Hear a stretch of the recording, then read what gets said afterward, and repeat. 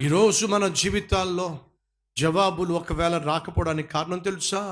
నువ్వు నీ శక్తి మీద ఆధారపడుతున్నావు, నీవు నీ యుక్తి మీద ఆధారపడుతున్నావు, నీవు నీ ధనం మీద ఆధారపడుతున్నావు, నువ్వు నీ ఫ్రెండ్స్ మీద ఆధారపడుతున్నావు, నువ్వు నీ బ్యాంక్ బ్యాలెన్స్ మీద ఆధారపడుతున్నావు. కానీ దేవుడు ఎప్పుడు అద్భుతం చేస్తాడో తెలుసా?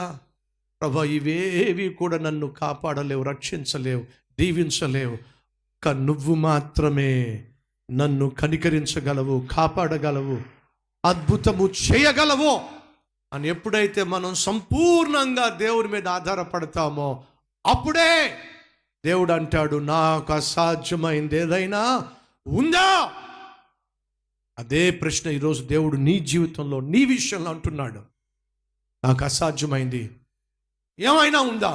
నీకు అసాధ్యంగా కనిపిస్తున్న దాన్ని నా చేతిలో పెట్టు, నేను దాన్ని త్వరలోనే సాధ్యపరచబోతున్నాను. నమ్మిన వాళ్ళు నాతో పాటు కలిసి ప్రార్థన చేస్తారా?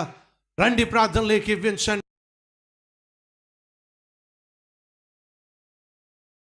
మహాపరిశుద్ధుడు అయిన ప్రేమ కలిగిన తండ్రి, అసాధ్యాలను సాధ్యపరిచే దేవుడు నీవు నాయన.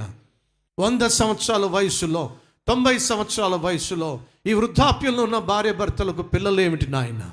అసాధ్యం. వాళ్ళే నవ్వుకున్నారు, ఇది సాధ్యము కాదు అనుకున్నారు.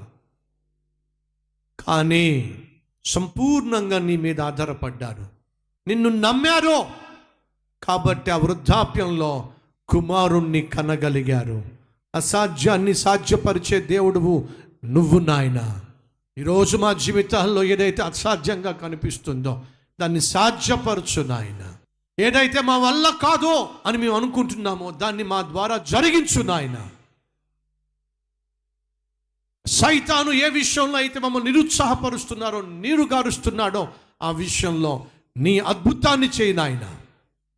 మాకు వ్యతిరేకంగా సైతాను నియమించే ఏది కూడా నెరవేరకుండా నీవు మమ్ములను ప్రభువా విడిపించు నాయన.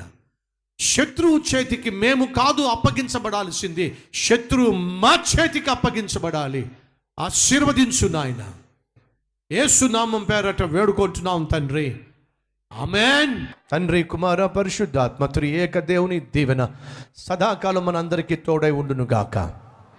ఆమేన్.